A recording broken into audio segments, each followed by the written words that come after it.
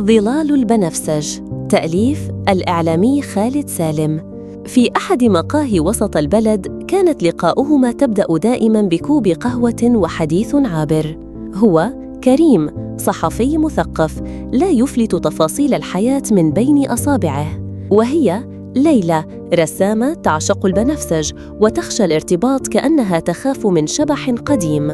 تعارف صدفة في معرض فني حين علق كريم على إحدى لوحاتها قائلاً: في عيون هذه المرأة وجع عمره 1000 عام. فردت مبتسمة وعيناها لا تهربان: هي لا تنتظر تفسيراً، فقط من يفهم. ومنذ تلك اللحظة بدأت الحكاية تكتب على مهل، رسائل على الورق، ضحكات صافية وصمت مريح لا يحدث إلا بين الأرواح المتقاربة. وذات مساء خريفي جلس قرب نافذة المقهى، خارجها أوراق الشجر تتراقص في الهواء. قال كريم بصوت دافئ: أنا مش قادر أكون صاحبك، بس قلبي مشي وراك من زمان. سكتت ليلى ثم اقتربت منه وكأنها تلقي بنفسها خارج أسوار الخوف.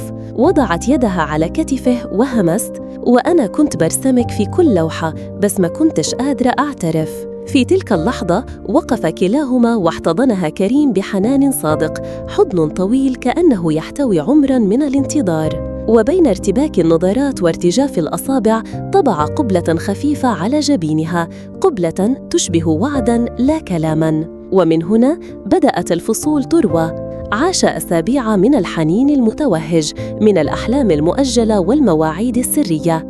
لكن ليلى حصلت على منحة فنية إلى إيطاليا، وكريم لم يستطع ترك مدينته وأوراقه. قالت له: تعال معي نبدأ من جديد.